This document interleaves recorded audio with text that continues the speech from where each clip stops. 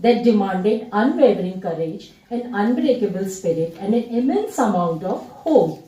Watching her face each challenge with grace and determination has been both inspiring and humbling. Through this journey, I have witnessed how profound faith can provide immense strength. My daughter's deep faith in Lord Shiva has been a source of great power for her. As a breast cancer survivor myself, I know too well the trials that come with facing such a formidable opponent. My own experience has taught me about the power of hope, the importance of support, and the strength that comes from within. It's these lessons that have shaped not only my own path, but also the way we as a family have approached adversity. Time flies. It seems like just the other day, Priyanka is a little girl growing up in the neighborhood of Nandambakam. And suddenly one day, she's a young lady and having a conversation with me, what she wants to do in life. Uncle, I want to be a doctor. And I see a steely resolve in her eyes, and I know she is ready for the long, grueling journey which will make her a doctor. She is hardworking, has a razor-sharp focus, and she achieved her goal of becoming a gynecologist. She gives meaning and illuminates the lives of not just her family, but everyone she meets. Priyanka, your story, as well as your amazing presence, will linger in the minds and hearts of people. You will continue to inspire all who come in touch with you and read your story. I wish you joy and abundance and good luck and God bless. Thank you. I was in Apollo for a short time, for about a year, and that is when I got to know Priyanka. And it was by sheer coincidence, Dr. Sajan's one of assistant, Dr. Vignesh, he's a friend of mine from MBBS days. We had not been in touch for a very long time. But I knew for a fact that he was in Chennai, and one evening he called me saying, there's one patient in Greens Road. We were predominantly working in the Tenampet branch. You need to go see today itself. She's quite critical. And then after finishing my day, it was late in the evening, and I went there, and that is when I first saw Priyanka, and then I met her father, her uncle, and that is when all the sequence of events started. The treatment that lasted for about 5 to 6 months. The word cancer itself elicits a lot of fear in most of our people. But more so when the diagnosis is AML, even oncologists like us are scared.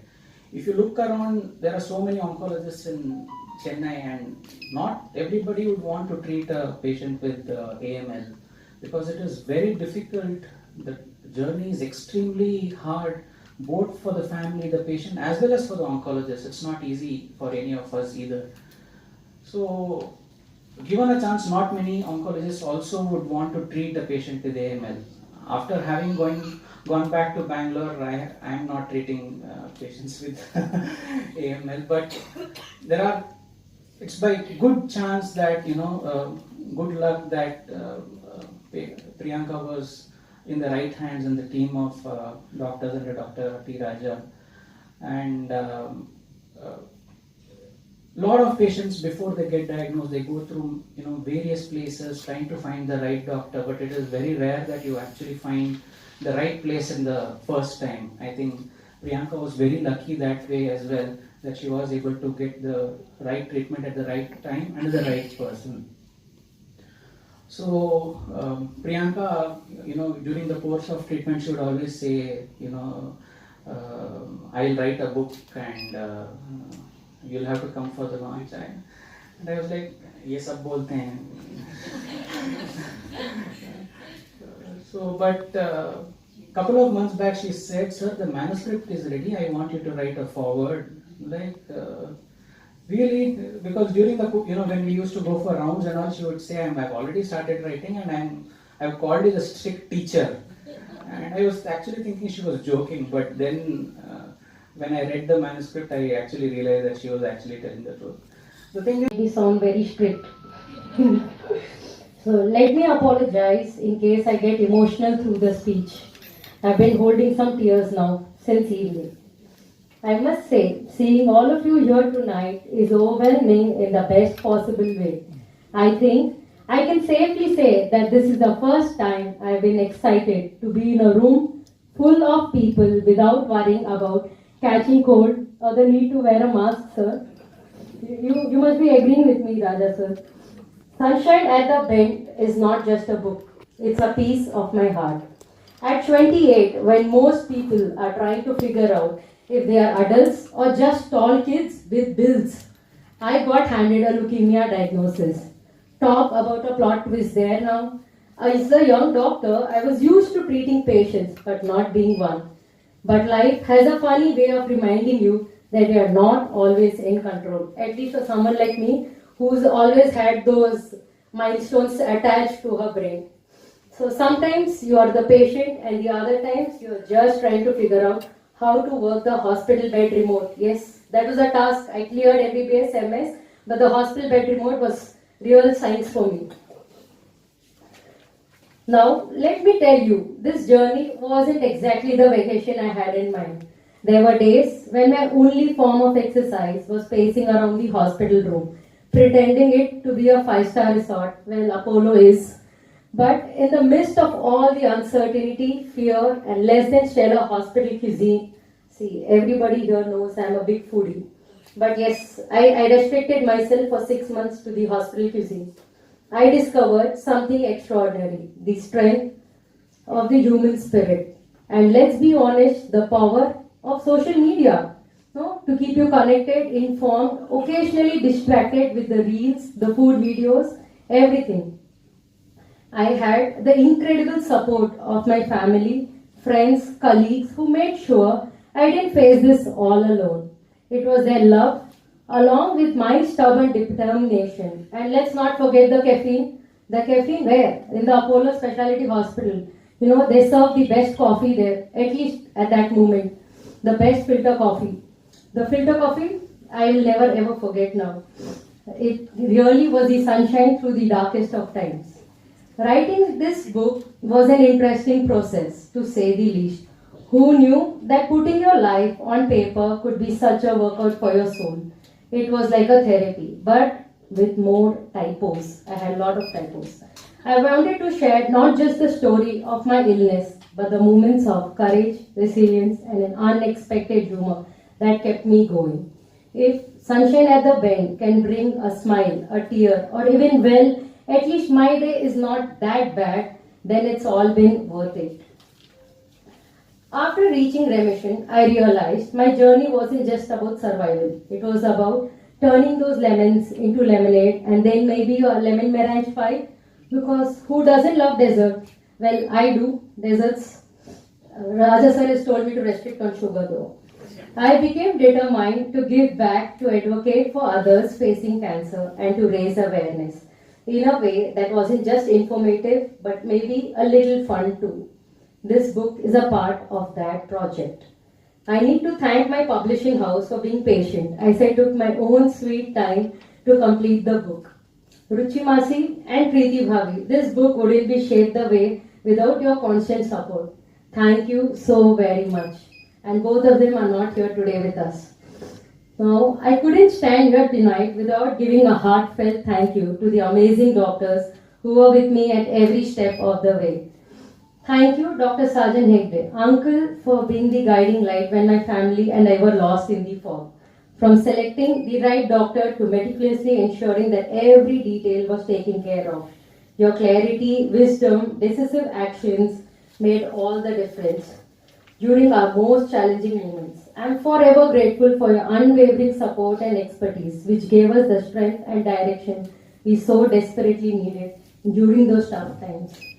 Yes, uncle took care of everything for the first 10 days when my family was thoroughly lost. They were trying to figure out everything by themselves. So, thank you so much, uncle. Dr. T. Raja sir and his team. I just cannot have enough praises for that. Sir, you were the dream team, the real superheroes in white coats and your blue scrubs. I'll never forget. You kept me calm when I was about to consult Dr. Google and convince myself I had every rare disease known to mankind.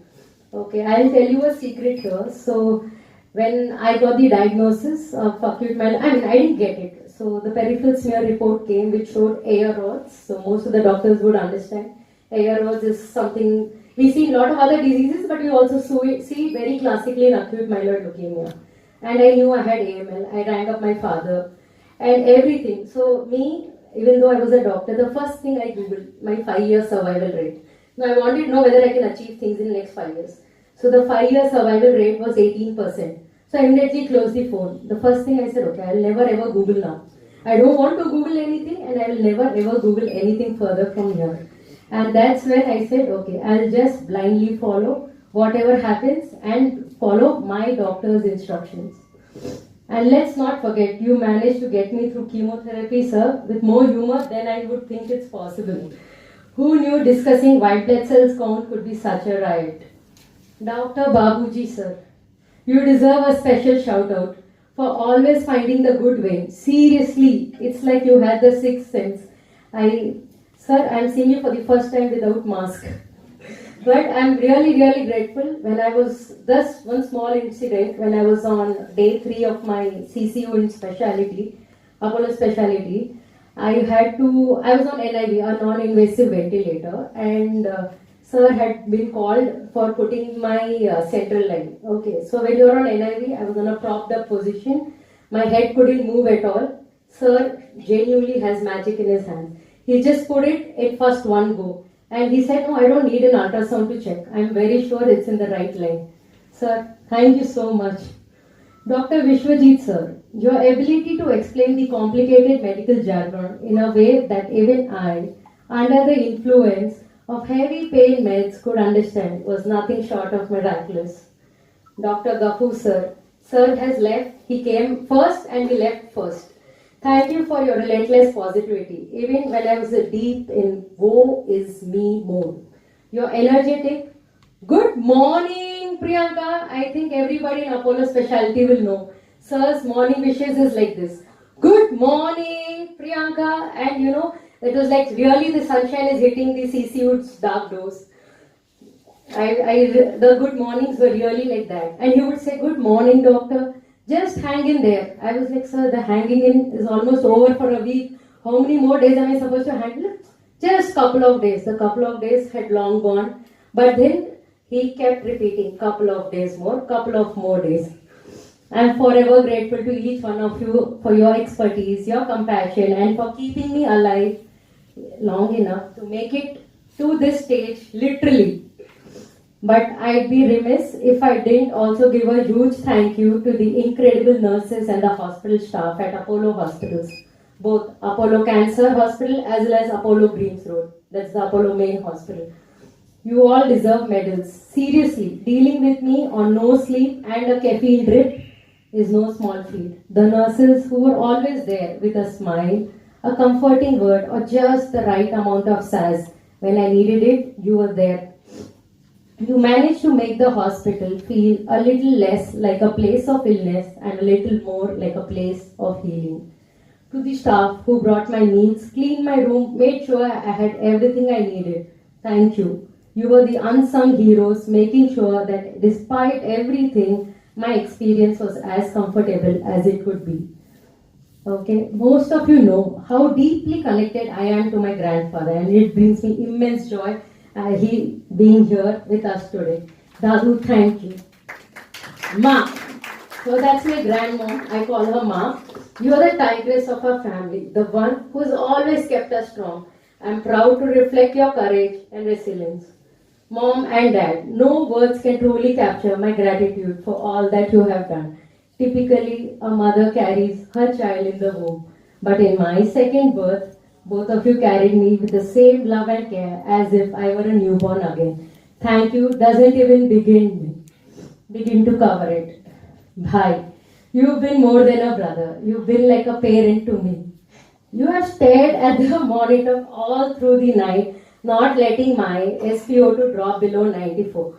No, my brother would just hold on to the monitor and look at it the whole night. I would wake up in the middle of the sleep and would see him just staring at the monitor. I would often tell him, please sleep. But you looking at the monitor will anyways drop or raise is not in your hands or eyes. He said, no. With my stern eyes, the oxygen would never drop below 94. I love you dearly. Diksha Bhabhi and Ekansh, your strength and support have been unwavering. To Chachu and Chachi, your endless support through every adversity has been a pillar of strength for all of us. In the little things, like Sir has mentioned, and proof that even when life throws you a curveball, you can still knock it out of the park or at least foul it off till we get a better pitch. Last but most profoundly, I want to thank Lord Shiva, the Mahadev. Through every challenge, it was His divine grace that kept me alive. A few things, but I have a very different view of what's going on here. So, of course, you have already now heard that Dr. Priyanka was diagnosed with acute leukemia, acute myeloid leukemia, blood cancer, and then she has gone on to fight it, come out, and has written a book. So you have already heard about all these things.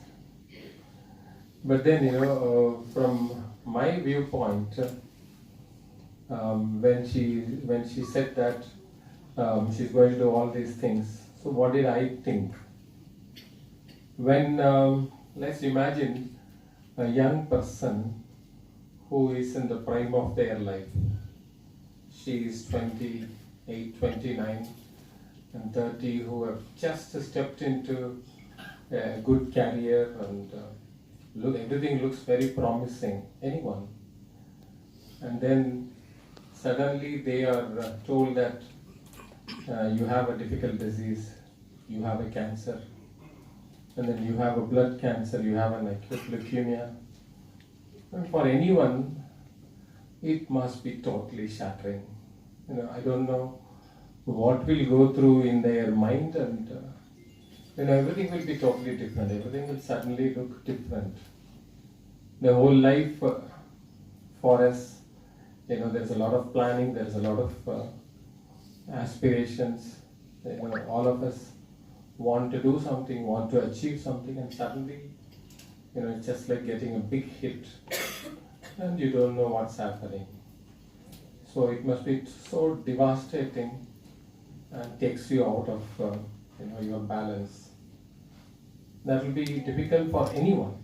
Young people, where their energy is high, maturity is on the, is coming, and they are dreaming, and then you get a hit. Must be so tough. But if that young person also happens to be a doctor, that is even more difficult. I would say that it is real.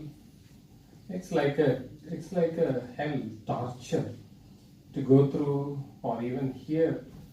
Sometimes because unfortunately they have read so many things about diseases and they know a lot about these diseases, and everything flashes in front.